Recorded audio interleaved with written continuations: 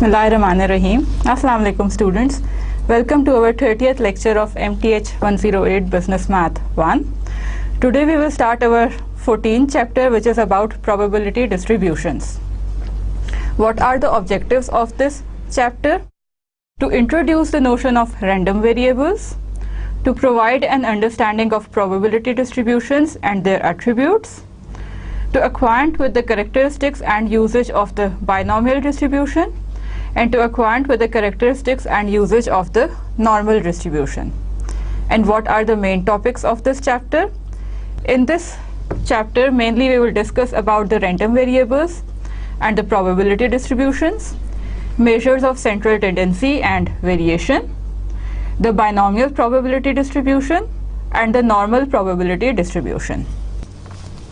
In our today's lecture, we will study about the random variables, probability distributions, how they are related with the random variables, and some measures of central tendency. Okay, we start our lecture by the introduction. So far we have said that these probabilities and all these things which we have studied in our previous chapter, chapter 13, they are covered under the subject of statistics, where the one area of study within mathematics is the statistics, and this area is concerned with the collection, organization, description and analysis of data. In an application, the end objective of statistics is usually to draw conclusion based upon data which have been gathered regarding the phenomenon of interest. That is, we have some data, let's say about the number of deaths in a hospital per day, and we will collect the data, we will consider all the facts, we will organize the data, use the statistical tools, and give the conclusion that what are the facts and what is the average or the reason of the death in hospitals per day. So this chapter basically provides a brief introduction to the area of statistics. First, we will develop the notions of random variable and frequency distributions. So what are random variables? In our previous chapter, we have studied in detail about the sample space and the events, and given an event, we can find the probability of an event, if the events are mutually exclusive, if the events are dependent events or the independent events, then we can easily calculate the conditional probability or the probability of an event depending upon the given information. But with some experiments, we are interested in events associated with numbers. For example, if two coins are tossed, our interest may be in the number of heads that occur. We have tossed two coins, then our set S of the sample space of possible outcomes will be, we obtain head on both the coins, head tail on the coins, tail head, or tail on both the coins. So this is our usual sample space, and we describe our event as the number of heads that occur. Okay, so our event E is number of heads that occur is our event E. Okay, then which means that we consider the events 0, 1 and 2. That is, what we are trying to do is we are associating numbers with respect to this particular event. We have an event that number of heads that occur. So if we look at our sample space, the first sample point head occurs, okay, in the second sample point, okay, one head occur, in the third sample point again one head occur, and in the fourth sample point no head occur. So with respect to this event, we can associate numbers. How? That is, for the first sample point we have two heads, and we are interested in counting the number of heads that occur.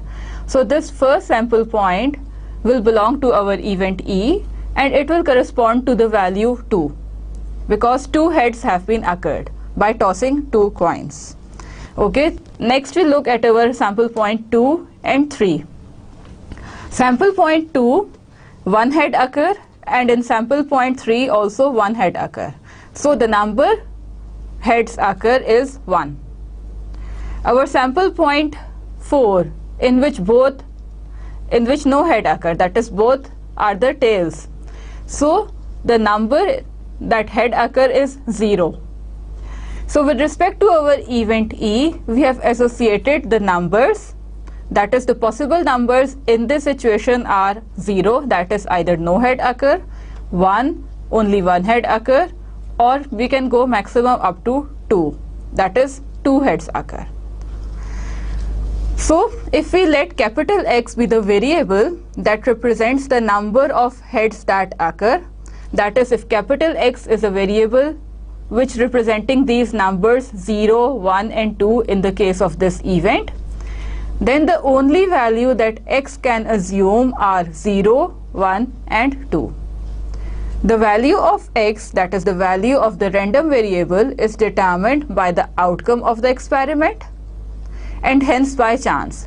Since our coins are in order or well balanced and the chance of occurring each outcome is equal, so the value of X, which is the random variable, is determined by the outcome of the experiment. We have the outcomes of our experiment in the form of our sample space S, and the values of the random variables are determined by these possible outcomes. And concluding this, what do we say in general? That a variable whose values depend on the outcome of a random process, since the process of tossing 2 coins was random, so a variable whose values depend on the outcome of a random process is called a random variable.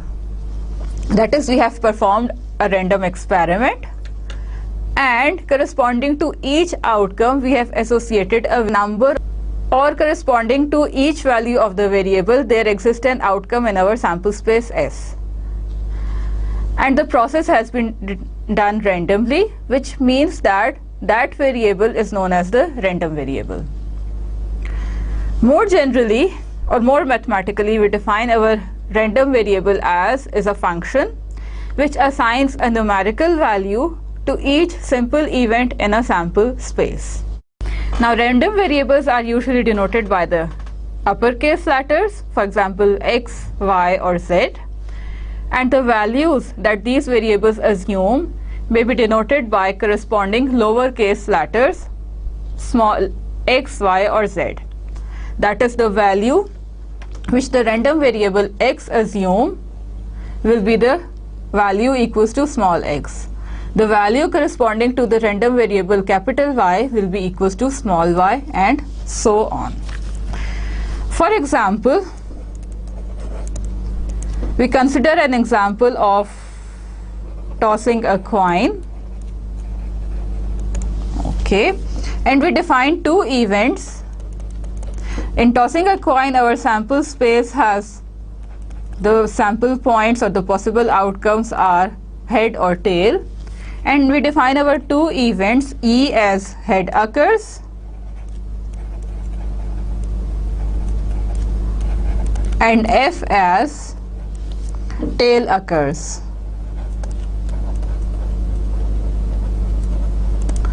Okay, then the random variable X corresponding to the event E.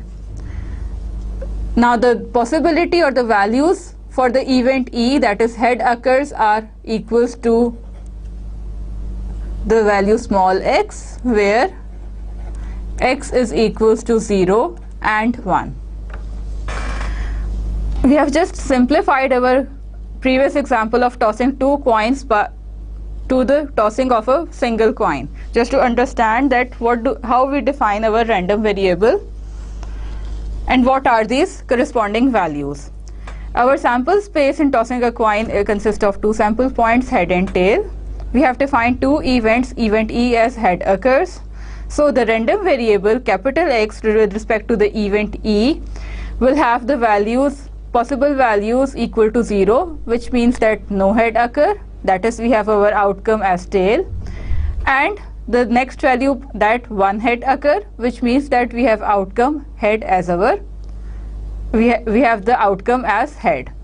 Similarly, the random variable y corresponding to the event f will have the values small y, where these values are also equals to 0 and 1. That no tail occur is, that is the possibility that no tail occur is 0, and the possibility that tail occur is 1. So this is how we define the random variable corresponding to the events, and the values are just the numbers assigned to the outcomes of the event. We consider few more examples. Suppose a die is rolled, then if capital X is our random variable, which is defined as the number that turns up, then in this case our random variable X will have the possible values X is equals to 0, X is equals to 1, 2, 3, 4, 5 and 6. We have defined our random variable as the function which assigns the numerical value to the event that the number that turns up by rolling a die. So the possible numerical values which can be assigned to this random variable X are just the values which are the possible outcomes, that is 1, 2, 3, 4, 5 and 6.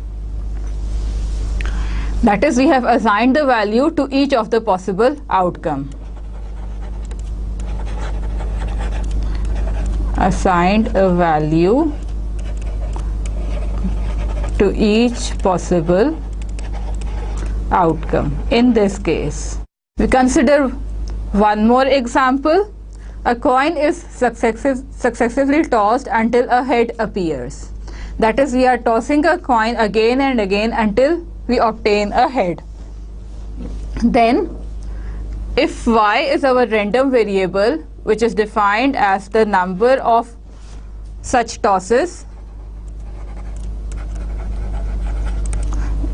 then the values of this random variable y will be equals to small y, where this small y ranges from 1, 2, 3, 4 and so on, which means that this random variable y in this case assumes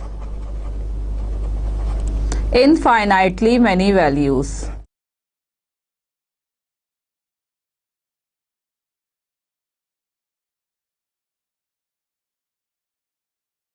So from these two examples, we have seen that the random variable X in our first example is attains the finite values, and the random variable y in our second example attains infinitely many values. That is, there is no bound. We cannot say that after 20 tosses we will obtain a head, or after 100 tosses we will obtain a head. We cannot say by certainty, which means that if capital Y is our random variable described as the number of tosses such that a head appears, then we can obtain a head simply after by one toss, after the second toss, after the third, fourth and so on. There is no upper limit.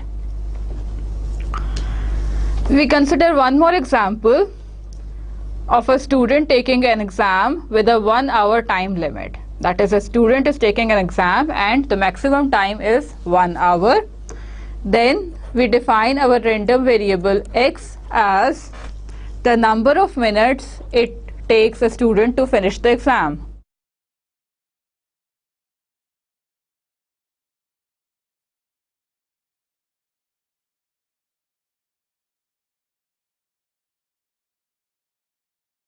It takes to complete the exam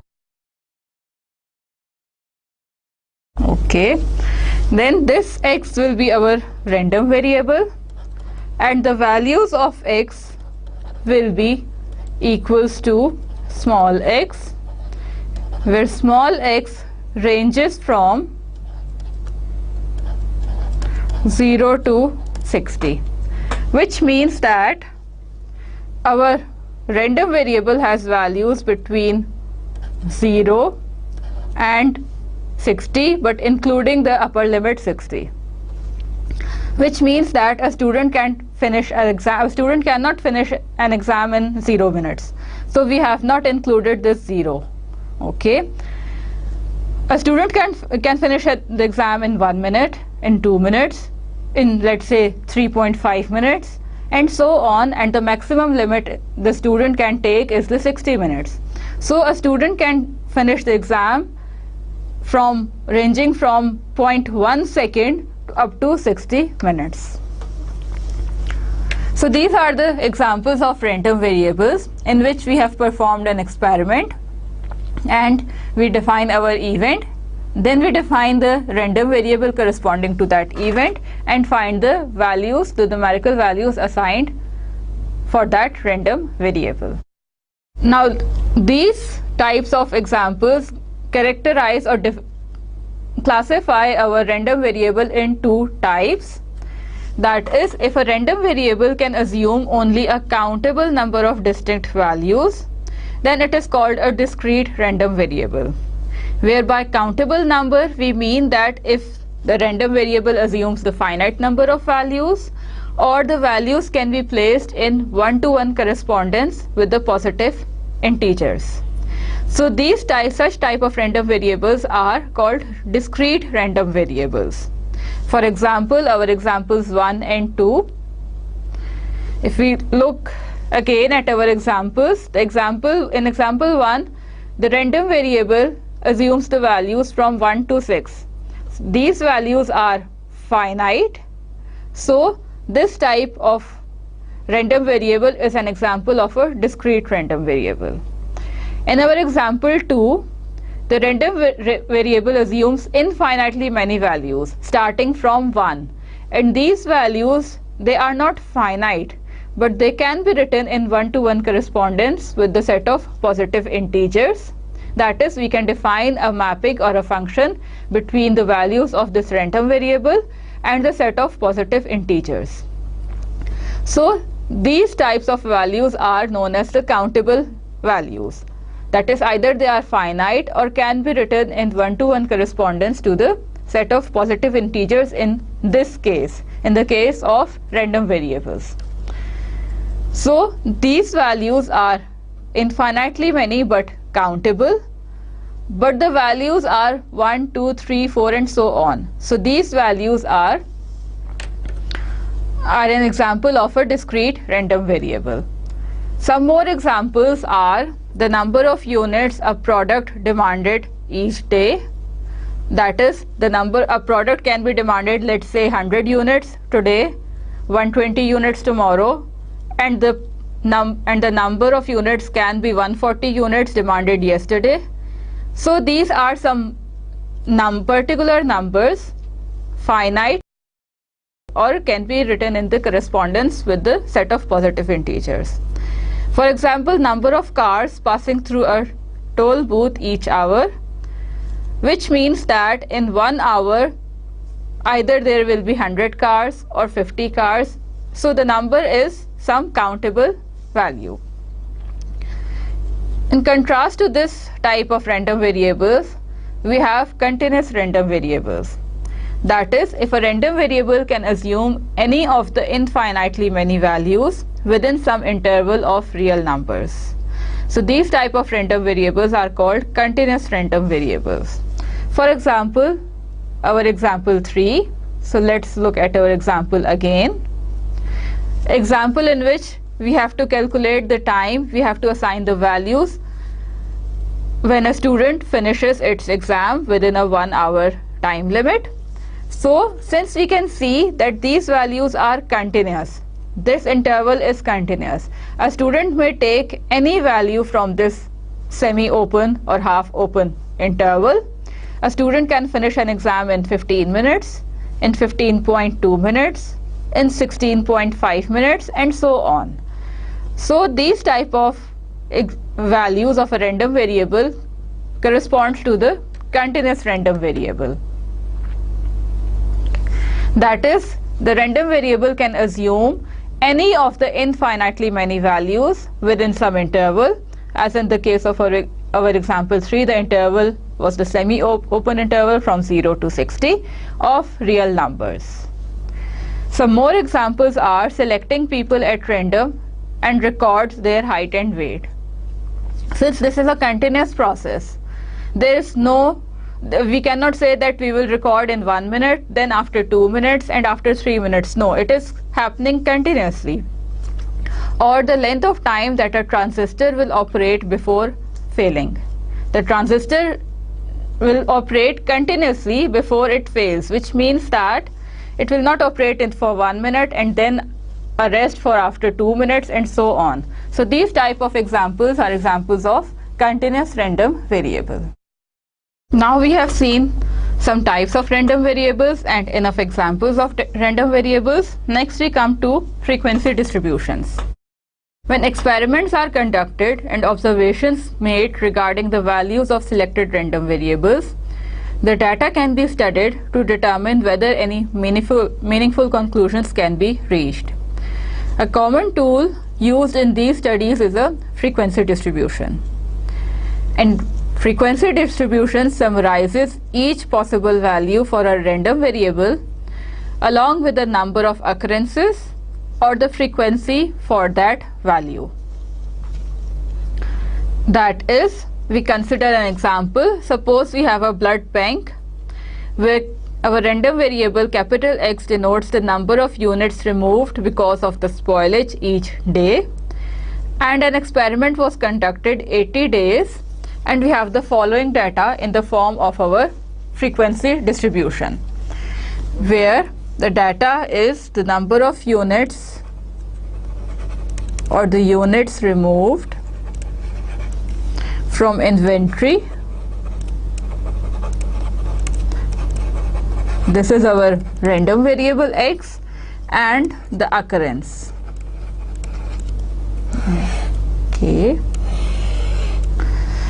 Now if 0 units are removed, this has happened only in 2 days.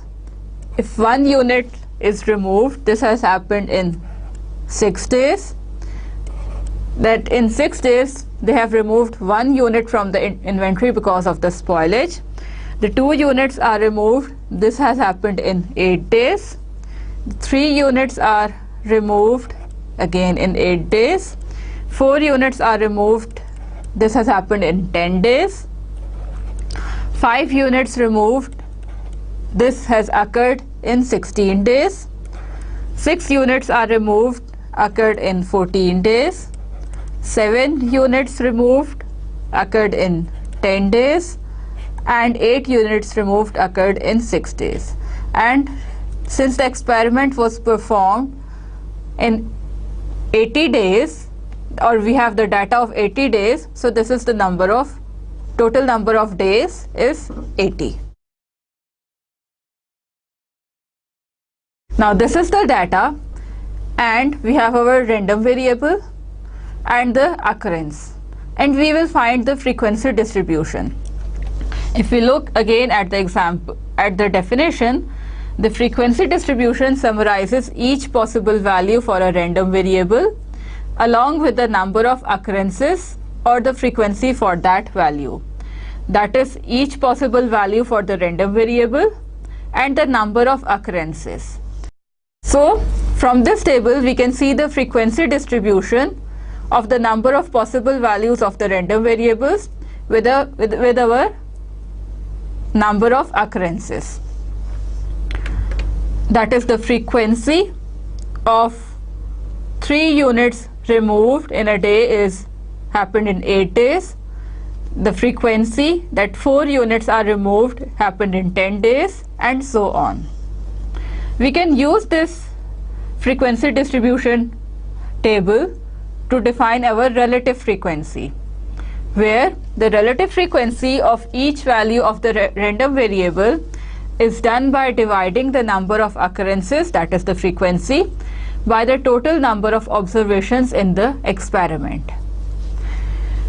Relative frequency is an effective way to compare the data for each experiment. Okay, if we consider our same example of blood bank, then the relative frequency is obtained by dividing the number of occurrences to the total number of observations. Now, since we have performed an experiment in 80 days, up to 80 days, which means that total number of observations is 80, and we will divide the frequency or the number of occurrences by the total number of experiments, which means that our relative frequency will be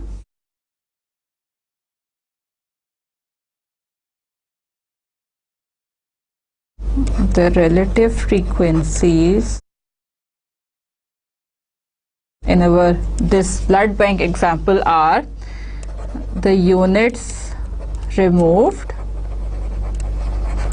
that is our random variable x, okay, and the occurrence.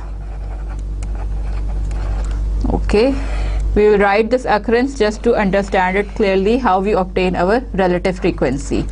Usually we can omit this second column and we can directly write the relative frequency. Okay, then we have units removed from 0, 1, 2, 3, 4, 5, 6, 7 up to 8, and the number of occurrences was, that is 2 days, 6 days, 8 and 8 days, 10 and 16 days, 14, 10 and 6 days. And the relative frequency will be obtained by dividing the number of occurrences, that is these occurrences, by the total number of observations. Since the total number of observations is 80, so the relative frequency that no unit is removed will be simply the ratio of 2 by 80, which is 0.025. The relative frequency that one unit is removed is simply the ratio of 6 by 80, which is 0.075. And similarly, we can calculate the relative frequency for each number of units for each outcome of the random variable. How? By dividing the occurrences to the total number of observations. That is, the relative frequency when 5 units are removed is simply 16 by 80, which is 0.2. Okay, I will here only write the relative frequencies. For the case of 2 units removed is 0.1, for the case of 3 units is again 0.1, for the case of 5 units is 0.125, for the case of 6 units is 0.175, for the case of 7 units 0.125, and for the case of 8 units is 0.075. Why I have written all these relative frequencies? Why? Because the sum of these relative frequencies should be equals to 1. You can check it with the help of calculator, simply adding them, that the relative frequencies must add up equal to 1. And by using these relative frequencies, we will define our probability distributions. And why we are focusing that the sum of these relative frequencies should be equal to 1? Because these relative frequencies are nothing but our probabilities. And we know that the sum of the probabilities of all the simple events is equals to 1. So a probability distribution is a complete listing of all possible values of a random variable along with the probabilities of each value. That is, if a discrete random variable capital X can assume n values, that is x1, x2 and so on up to xn, having respective probabilities of occurrence p1, p2 and so on up to pn, then the corresponding probability distribution will be the discrete probability distribution. That is, if our random variable is discrete, then the corresponding probability distribution will also be discrete probability distribution. For example, the case of our previous example, that is the number of units removed from inventory, number of blood units removed because of the spoilage. Since all possible values of a random variable are included in a probability distribution, the sum of probabilities is equal to 1. That is, the sum of all these relative frequencies is equals to 1. And how we look at the definition of probability distribution again, that is, it is a complete listing of all possible values of a random variable along with the probabilities of each value. So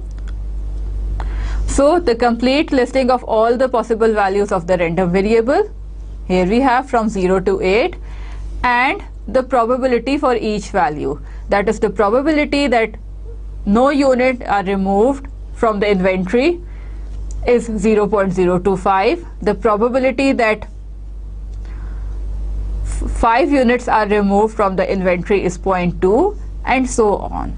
Since this relative frequency tells us the probability of the each value of the random variable, so their sum must be equal to 1. And now we consider some examples. First, we write the generalized formula for the discrete probability distribution and then an example. That is, the generalized formula will be the value of the random variable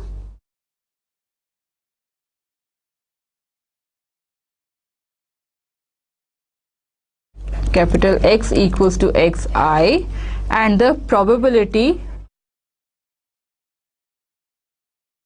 that is P of xi.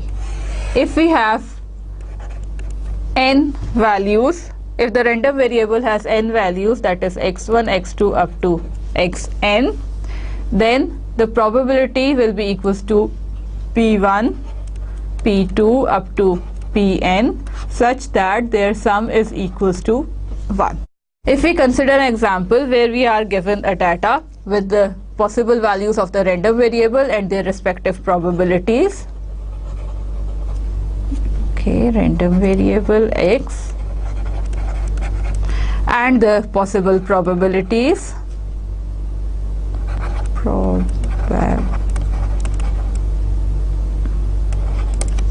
okay, and we are given the possible outcomes of the random variable as 3, 2, 1, 0 and 2 of any data, and the possible probabilities are 0.448, 0.096, for the case of 1 it is 0.144, for the case of 0 it is 0.216, and for the case of 2 it is 0.096. And we are interested in knowing the probability when the random variable has the value equals to 2, which means that the random variable has value equals to 2 and the respective probability is 0.096, and this random variable appears again and again having the same probability. So the probability that a random variable has the value x equals to 2 will be nothing but the sum of all the probabilities. That is, in this case it will be equals to 0.192, and we should note that the sum of all these probabilities is equals to 1. And now we define some properties of this discrete probability distribution. We are only discussing the discrete random variable and not the continuous one. So if we are given a discrete random variable capital X, which can assume n values, that is x1, x2 and so on up to xn, then what are the properties which are satisfied? Only one probability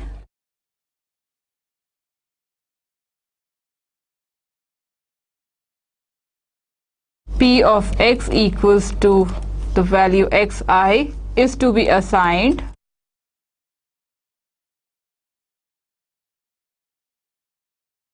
to each value of the random variable.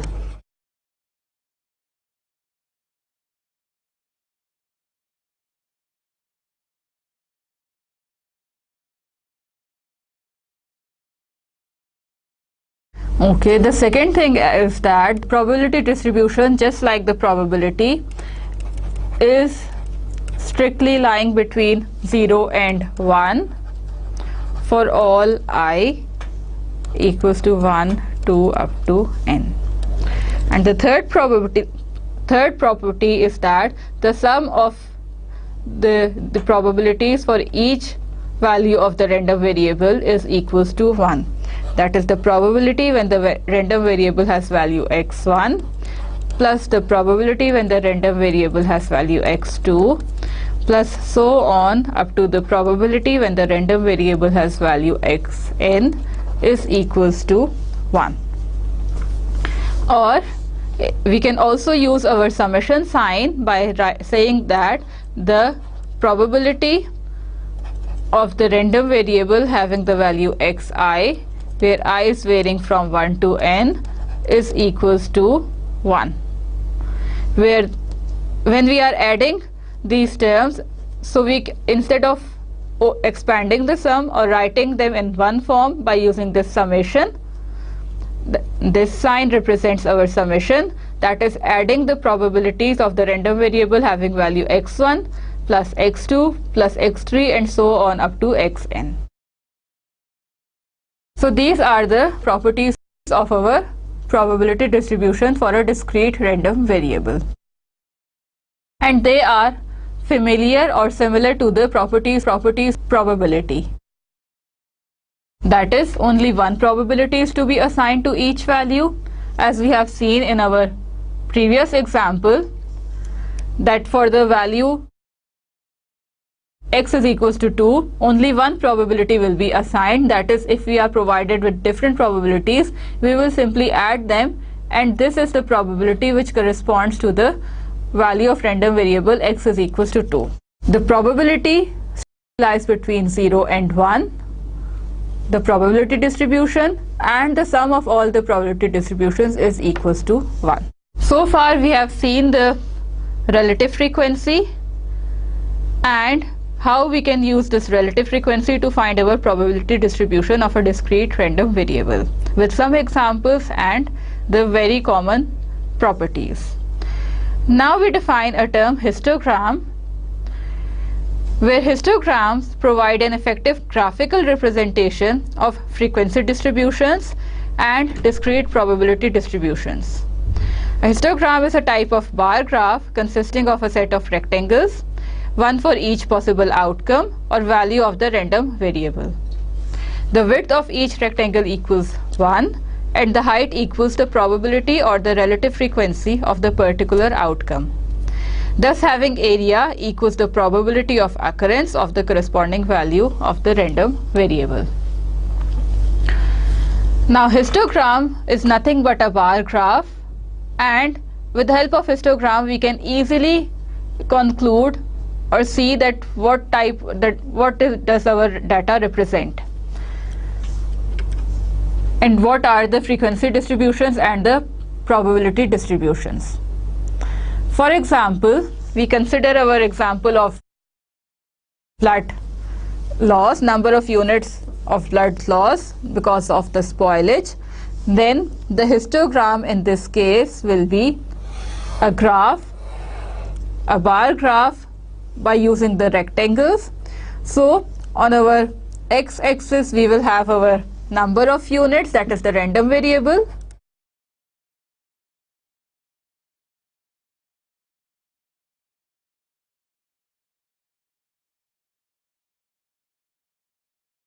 So this is our random variable x, and on the y-axis either we will have the relative frequency, either we will have the frequency distribution or the probability distribution. Here we will draw with the help of our probabilities. Okay, and we say that this is the value 0.2, this is the value 0.1, 0.05 and 0.15, and here we have our values of our random variable from 0 to 8. Okay.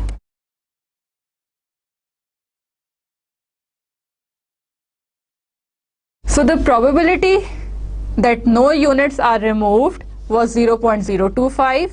Okay, so this rectangle represents the probability that no units are removed. This should be a bit lower, or we may draw it again. So this is the probability when no units are removed, which is equals to 0.025. So this is a rectangle representing our value of the random variable and the corresponding probability distribution. And what does the histogram says? That histogram is a type of bar graph consisting of a set of rectangles. So with respect to each outcome or the value of the random variable, there will be a rectangle for each possible outcome or value of the random variable, and the width of each rectangle will be equals to 1, and the height will be the probability or the relative frequency, whatever the information we have. So the width of this rectangle is 1 unit and the height is the probability which we are provided with. So the area of this rectangle is actually the probability of that particular value of the random variable. That is, the area equals the probability of occurrence of the corresponding value of the random variable. When 1 unit is removed, the probability was between 0.05 and 0.1. It was 0.075. Okay, so this will be the rectangle representing this probability. When 2 units are removed, the probability was 0.1, and similarly when 3 units are removed, it happened in 8 days out of 80 days, so the probability is again 0.1. Similarly, when 4 units are removed, the probability was between 0.1 and 0.15. Okay, this value. When 5 units are removed, the probability was the maximum, that is, it was in 16 days it happened, and the relative frequency was 0.2. When 6 units are removed, it was somewhere between 0.15 and 0.2. Okay. When 7 units are removed, it was between somewhere here. And when 8 units are removed, it was somewhere here. So this is our histogram. This all is our histogram represented in the form of rectangles and depicting the values of the corresponding values of the random variable and the probabilities. And from here we can see that when 5 units are removed, the probability distribution or the relative frequency was much higher. When no units are removed, the relative frequency was the lowest one. So with the help of histogram, we can easily, by looking at the picture, we can easily tell us that what is the average of the relative frequency, which relative frequency has occurred the most, what is the highest value, what is the lowest value, and so on. Now we look at one more example. A local bank has been concerned about the length of time its customers must wait before being served by a teller.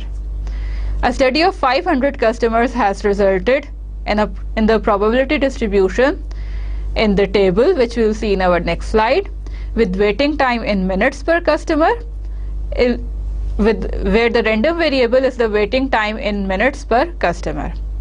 And we are asked to find the probability a customer will wait for a teller, and what is the probability that a customer will wait less than 2 minutes, the probability that a customer will wait more than 3 minutes. And the data we are given with is that our random variable x is the waiting time in minutes,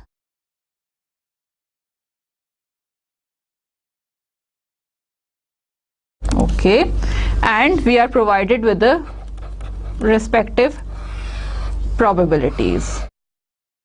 That is when the customers have to wait no minute, 0 minute, 1 minute, 2, 3, 4 and 5. The probability that the customers do not have to wait is 0.32. For 1 minute is 0.24. For 2 minutes is 0.18. For 3 minutes is 0.12. For 4 minutes 0.09 and for 5 minutes 0.05. So this is the given information, and we are asked to find in our part A what is the probability a customer will wait for a teller. That is,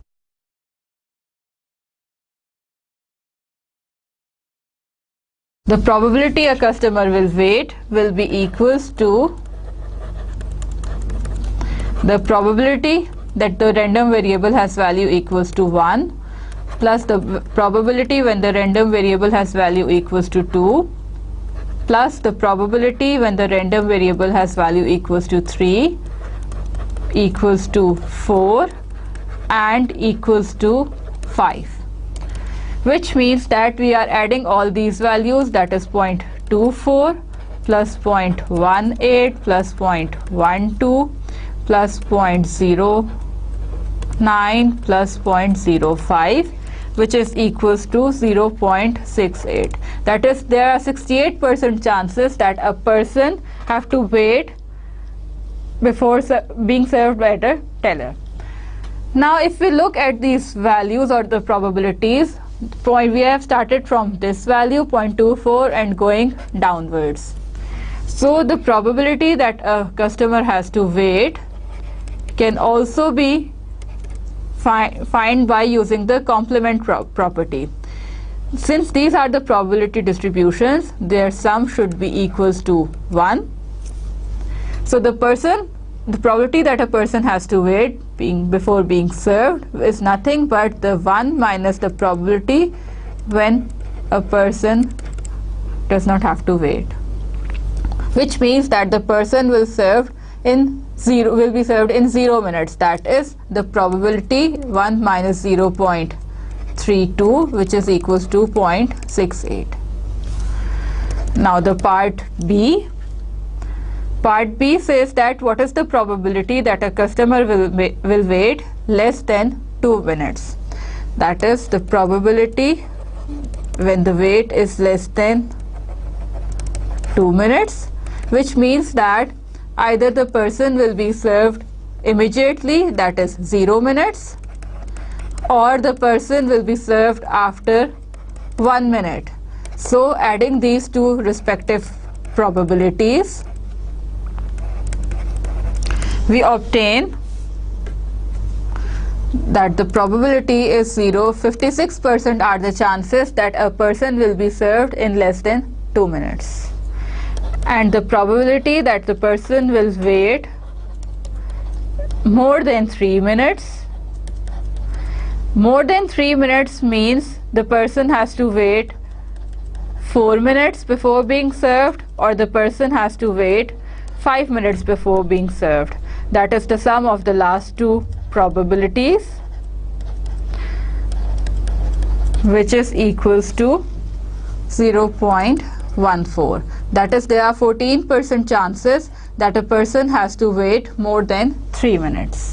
Now we have seen enough examples of given the values of the random variable, and we are only discussing the discrete random variable and their respective probability distributions or the relative frequencies. So now we come to our next topic, which is about the measures of central tendency. If we are given a set of data gathered during an experiment, it is often of interest to describe the data using a single measure or number. And the number which we choose depends upon the particular attribute we wish to describe. For example, we are interested in knowing the smallest value appearing in the data, the largest value appearing in our data, the average of the values, the value which has occurred most frequently, or the variation of our random variables, that how far the values of our random variables are spreaded. So these type of measures, to find these type of values, is come under the measures of central tendency. First we start with our simplest one, that is the mean. The mean of our values describes the measure of central tendency, defined as if x, small x bar, denotes the notation of our mean, then the mean x bar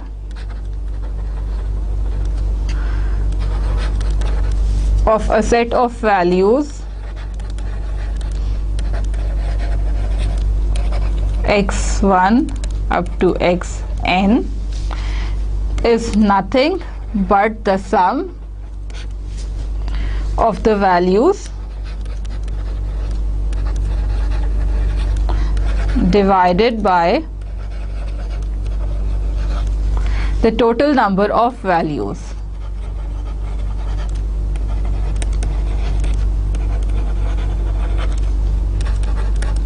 That is values in the set.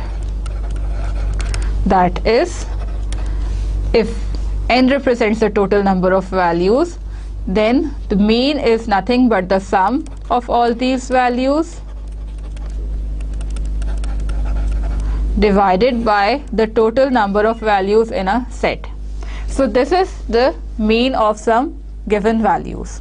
For example, a student has taken 5 exams in a college math course, and the scores on the 5 exams were 78, 96, 82 marks, 72 marks and 92 marks. So, and we are interested in knowing the mean of these values.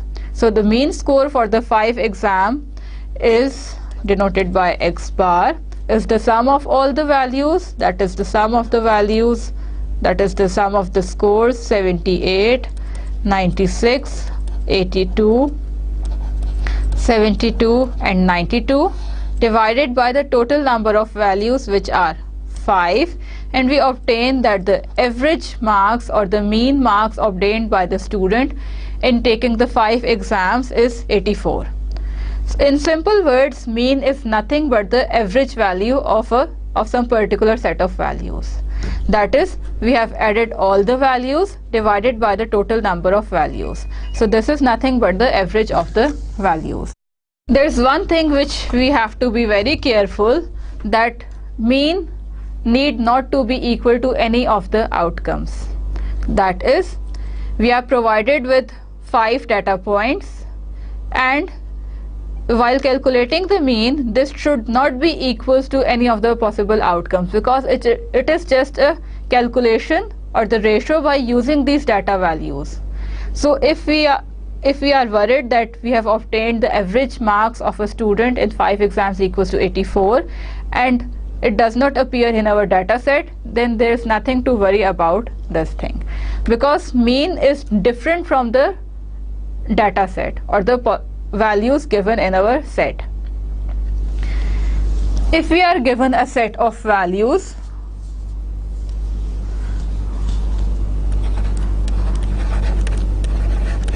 x1 to xn, x1, x2 and so on up to xn, which occur with, now the formula which we have just seen for the mean, that is the sum of all the data values divided by the total number of values, is the formula for the average and most frequently used. But if we are provided the values x1 up to xn and their respective frequencies, then using this information, what will be the value, what will be the formula of our mean? We have the values x1 to xn which occur with respective frequencies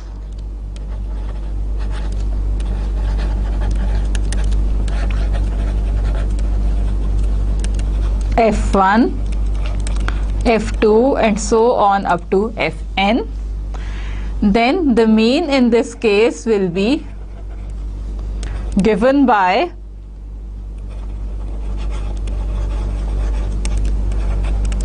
as the same notation x bar and the product of the value with its respective frequency plus the product of the value with its respective frequency, that is adding the products of the values with its respective frequency divided by the sum of all the frequencies. Okay, if we are only provided with the data set points, then we will use our previous formula, that is summing all the data points divided by the total number of points. If we are provided with the data points along with their respective frequencies, then the mean in this case will be calculated as the sum of the product of the values and their respective frequencies divided by the sum of all the frequencies. And if we want to write this formula in the summation form, that is simplifying all these sums, in the numerator we obtain the product of the value with its relative frequency, where the sum is varying from 1 to n, divided by the sum of all the frequencies, where the sum is varying from 1 to n. In looking at this summation notation, we cannot cancel these frequencies fi. At no cost these frequencies can be cancelled, because in the numerator we have the product of these frequencies with the corresponding values, and in the denominator we have only the frequencies. You cannot cancel the sum sign and you cannot cancel the frequencies. For example, if we look at our same blood loss example, that is the mean number of units removed from the inventory per day will be equals to, that is the number of values of the random variable when no units are removed, and the frequency was 2 days. When 1 unit is removed, the frequency was 6 days. When 2 units are removed, this happened in 8 days. Similarly, when 3 units are removed, this happened in 8 days. When 4 units are removed, this occurred in 10 days. When 5 units are removed, in 16 days. For the case of 6 units, in 14 days. In the case of 7 units, 10 days. And in the case of 8 units, 6 days. So this is the expansion or the usage of formula only for the numerator case. That is the product of the values of the random variable, which are 0, 1, 2 up to 8, into their respective frequencies. We have added them all, and now we will write the denominator part, which is the summation of all the frequencies. That is, the frequencies was 2 plus 6 plus 8 plus 8 plus 10 and plus up to 6, and this sum is equals to 80. So the mean by using this formula is equals to, the sum in the numerator is 36, and in the denominator the sum of all the respective frequencies is 80. So we obtained that 4.6 units of blood has been removed from the inventory per day because of the spoilage. We consider some more examples because of the spoilage, and now we come to another measure of central tendency, which is the median. When we are provided with odd number of data points, then the median is simply the middle value of our data points. And when our data points or data items are even, then median is simply the mean of the middle values, that is the average of the middle values. For example, we consider the scores in some game.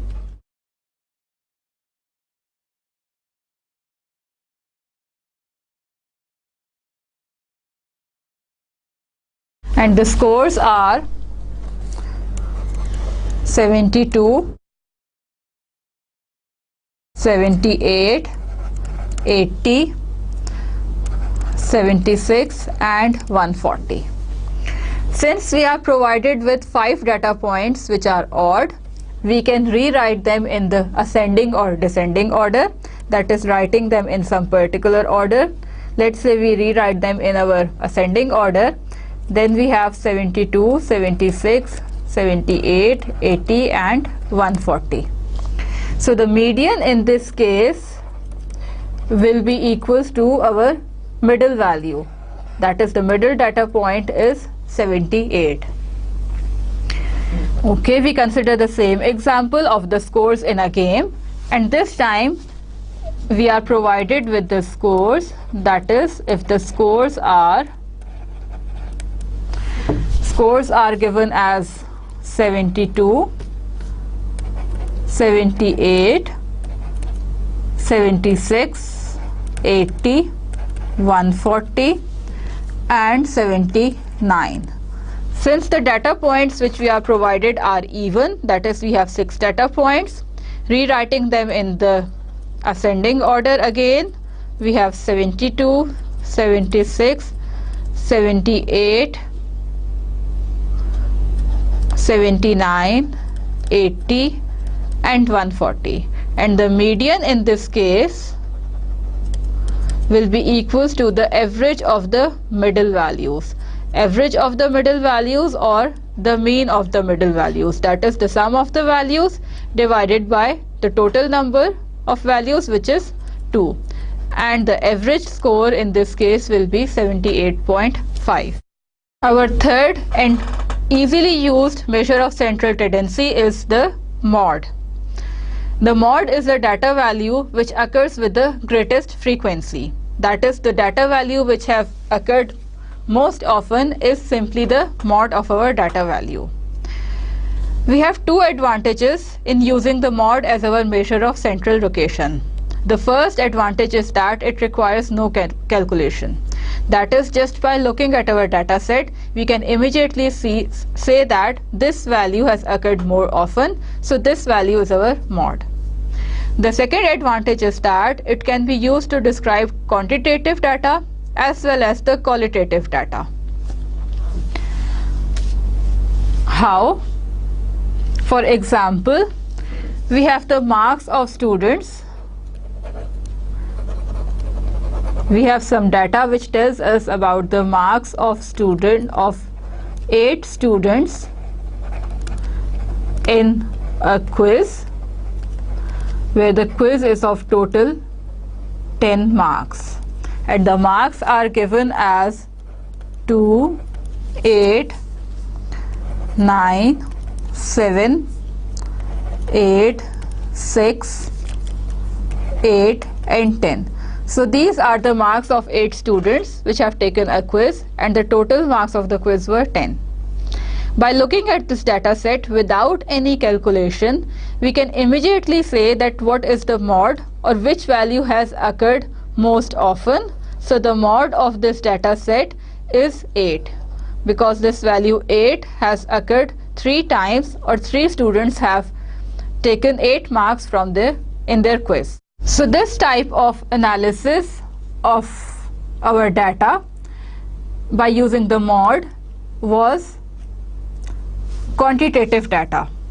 That is, here we were provided with some numbers, and by using these numbers or by looking at these numbers, we have decided that which data value has occurred most often. So this is the quantitative data, that is, we were provided with some particular quantities. We consider one more example of the case of mode. A new airline has surveyed its first 20,000 passengers in order to get a feedback on the airline's performance, and we are provided the data in the case of response and the respondents. Okay. The responses have different categories, that is excellent, very good,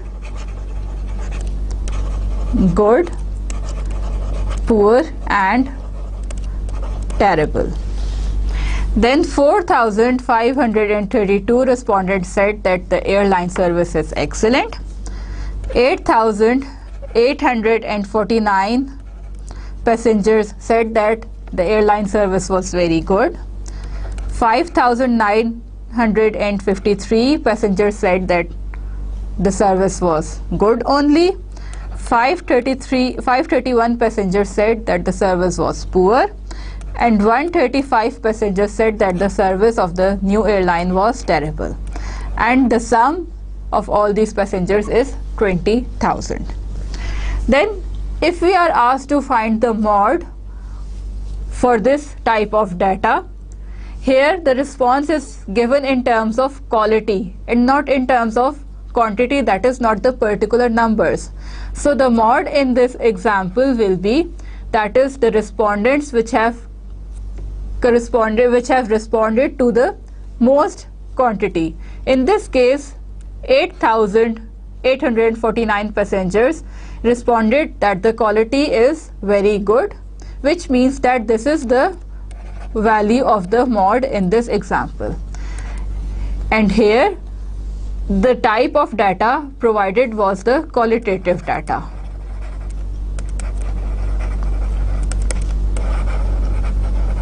So either we are provided with the qualitative data or the quantitative data. We can easily find the mod without doing any calculations, just by looking at the values of our data, that which value has occurred most frequently. And now summarizing all this, we define the mean of a discrete probability distribution. That is, if a discrete random variable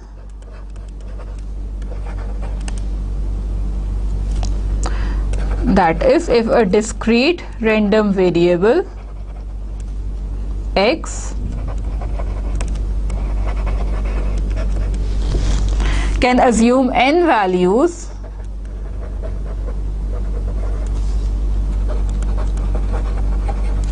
x1, x2 up to xn, having the probabilities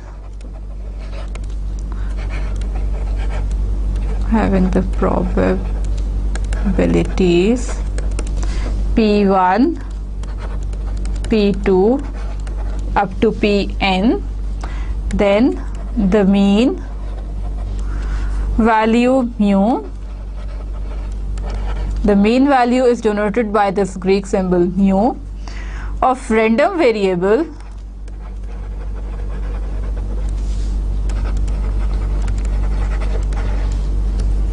is given by mu is equals to the value and the product of the value and the respective probability plus the value x2 and the respective probability plus so on up to xn into pn. If we look carefully at this formula and we recall or writing this formula in the summation form, we have the sum of the products of the values with their respective probabilities, where the sum is varying from 1 to n. Now if we look carefully at this mean formula for the discrete probability distribution, then recalling our formula x bar, which was nothing but the sum of the product of the values and their respective frequencies divided by the sum of all the frequencies, then these two formulas are actually the same, which means that either we are only provided with the set of data values, we can find the mean by adding all the values dividing by the total number of values. If we are provided the data set along with their respective frequencies, then the mean can be found by using this formula. And if the data set are provided with their respective probabilities, then the mean can be found by using this respective formula. We consider again our blood loss example, that is, okay, we still have some space to write. For example, we consider the case of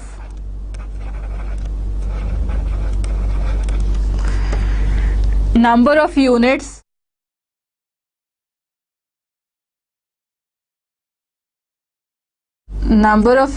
of blood spoiled each day,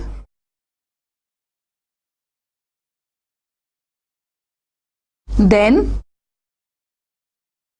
By using our probabilities, the mean in this case will be equals to when no units of blood is spoiled, the probability was 0.025.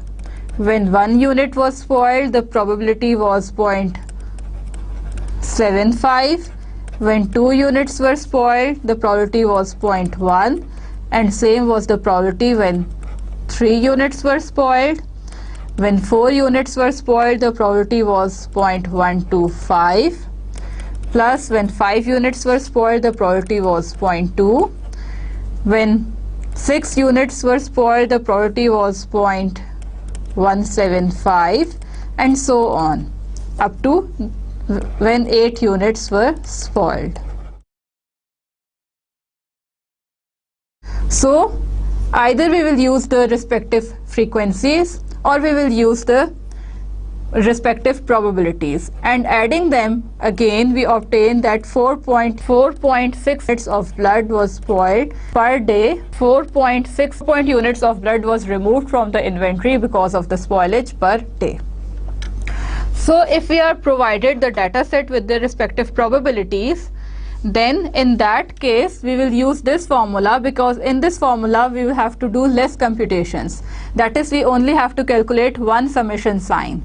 In the case of frequencies are given, we have to calculate 2 summation signs. And if we are provided with the frequencies, we can simply calculate the probabilities and use this probability formula again. There's one more measure of central tendency, which is about the variation of our random variable, called as the standard deviation. This type of measure we will study in our next lecture. So now we end our today's lecture, and what we have studied today, we have studied today about the random variables and 2 types of random variables as discrete and continuous random variable, along with some examples, the frequency distribution and how we can obtain the relative frequency. And relative frequency is nothing but the probability distribution for that particular random variable. Some properties of the probability distribution which are not new and same as the properties of the probability function. Histograms, how we draw the histograms, and how easily we can calculate or analyze the data just by using the histograms. Then we have studied some measures of central tendency or central location, namely the mean, median, mode, and with some examples to see the slight difference between each of them. And in the end, we have seen the formula for the mean of discrete probability distribution. In fact, we have seen 3 formulas when only the values are given.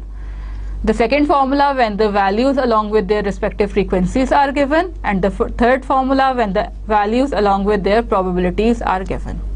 So with this we end our today's lecture, and we have some practice questions from section 14.1, which will cover only up to the histogram part, and in our next lecture we will continue with our standard deviation and the probability distributions, namely the binomial distributions. With this we end our lecture. Allah Hafiz, students.